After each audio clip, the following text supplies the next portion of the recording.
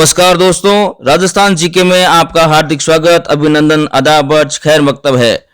देखिए दोस्तों, आज फिर से नए तथ्य के साथ मैं आपके सामने हाजिर हुआ हूं दोस्तों।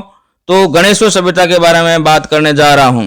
गणेश्वर सभ्यता राजस्थान में कांतली नदी के किनारे विकसित हुई है दोस्तों। इतना आप ध्यान रखें, परीक्षा में ऐसे सवाल पूछे जाते हैं, गणेश्वर सभ्यता किस नदी के किनारे विकसित हुई, तो कांतली नदी करें। यह सवाल परीक्षा में कई बार रिपीट हुआ क्वेश्चन है दोस्तों। आगे मैं बात करूं चीतल हिरण के बारे में, तो चीतल हिरण की जो मातृभूमि है वो सीता माता अभ्यारण्य है।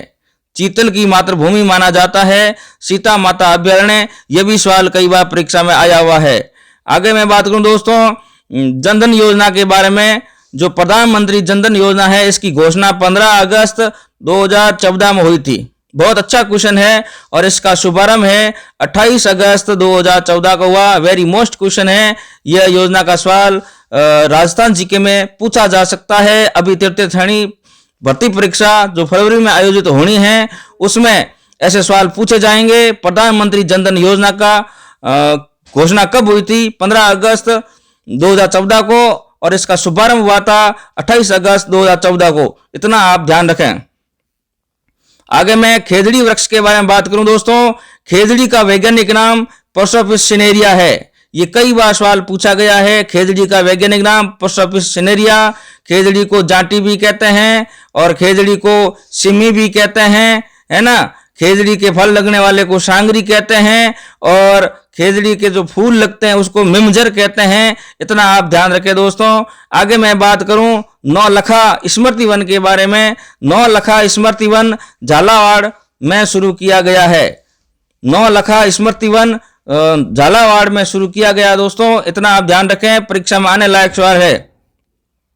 अब मैं बात कर रहा हूं बोगनवेलिया पार्क के बारे में। तो बोगनवेलिया पार्क है वो जयपुर में स्थित है। अच्छा सवाल है, इसको आप ध्यान में रखें। रत्नगिरी कन्या जो उपवन है उनके बारे में बात करूं दोस्तों। रत्नगिरी कन्या उपवन है वो उदयपुर में स्थित है। अच्छा क्वेश्चन है, सवाल बोर्ड ऐसे दे सकता है। उटपटांग सवाल, रत्नगिरी कन्या उपवन है वो उदयपुर में स्थित है दोस्तों। इसके बारे में आप जानकारी रखें। आगे मैं बात करूं पैंथर के बारे में। जो राज्य में देश की प्रथम पैंथर परियोजना है, वो प्रथम पैंथर परियोजना झालाना वन क्षेत्र जयपुर में लागू की गई है। अच्छा सवाल है, पैंथर परियोजना झालाना वन क्षेत्र जयपुर में लागू की गई है दोस्तों। इसके बारे में ध्यान रखें, यह परीक्षा में आने लायक सवाल है। अब मरुधरा बायोलॉजिकल पार्क के बारे में बात करूं दोस्तों। मरुधरा बायोलॉजिकल पार्क है वो बीचवाल बीकानेर में स्थापित किया गया है। बहुत ही अच्छा क्वेश्चन है, ऐसे सवाल पढ़ सकते हैं। मरुधरा बायोलॉजिकल पार्क बीचवाल बीकानेर में स्थापित किया जा रहा है। बहुत ही अच्छा क्वेश्चन है दोस्तों।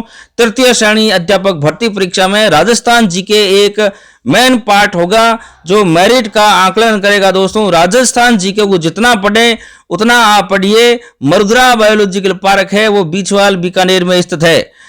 आगे मैं बात करूं महाराजा सवाई प्रताप सिंह के बारे में। तो महाराजा सवाई प्रताप सिंह जी जयपुर दरबार था, जयपुर के शासक थे और 22 कवि, 22 ज्योतिषी, 22 संगीतज्ञ और 22 विशेषज्ञ थे जिन्हें गंधर्व वायसी कहा जाता है। तो सवाल आ सकता है गंधर्व वायसी से संबंध रखते हैं सवाई प्रताप सिंह, मान सिंह, सवाई प्रताप सिंह द्वितीय। ऐसे सवाल आपके सामने ऑप्शन हो सकते हैं दोस्तों। तो ध्यान रखें, सवाई प्रताप सिंह गंधर्वी वायसी से संबंध रखते हैं। इनके दरबार में 22 कवि, 22 ज्योतिष और 22 संगीतज्ञ और 22 विशेषज्ञ मौजूद रहते थे, इसलिए इनको गंधर्व वायसी के नाम से जाना जाता है। वेरी मोस्ट क्वेश्चन है, कई बार परीक्षाओं में आया हुआ क्वेश्चन है, कई बार आया हुआ है और इस बार भी आ सकता है। इस सवाल को आप जहन में उतार लें। आगे मैं मगरमच्छ के बारे में बात करूं दोस्तों। तो मगरमच्छ की प्रजनन परियोजना है वो बांगरदा नेचर पार्क उदयपुर में है। बांगरदा नेचर पार्क उदयपुर में है। सवाल ऐसे पूछ सकते हैं, बांगरदा नेचर पार्क किस जिले में स्थित है? जयपुर, जोधपुर, उदयपुर। तो आप उदयपुर करें। और मगरमच्छ की प्रजनन परियोजना कहां पर विकसित की जा रही है? तो ये उदयपुर में। ठीक है ना, इतना आप इसके बारे में ध्यान रखें। अच्छा क्वेश्चन है दोस्तों। अब मैं राजस्थान की नदियों के बारे में बात करूं दोस्तों, तो राजस्थान में दिशा की दृष्टि से सर्वाधिक नदियां हैं वो पश्चिमी राजस्थान में पाई जाती है। अच्छा क्वेश्चन है। दिशा की दृष्टि से अगर देखें तो राजस्थान में जो सर्वाधिक नदियां हैं पश्चिमी राजस्थान में पाई जाती है। सवाल ऐसे कई बार पूछा गया है, दिशा की दृष्टि से सर्वाधिक नदियां किस क्षेत्र में पाई जाती है, तो पश्चिमी राजस्थान आप उत्तर सही करें। आगे मैं बात करूं दक्षिण राजस्थान की स्वर्ण रेखा के बारे में। दक्षिण राजस्थान की स्वर्ण रेखा मही नदी को कहते हैं। आपको पता होगा मही नदी कर्क रेखा को 2 बार काटती है और मही नदी डूंगरपुर में चलती है, ठीक है ना। ये आप ध्यान रखें, मही नदी को स्वर्ण रेखा के नाम से जाना जाता है। बहुत अच्छा सवाल है दोस्तों।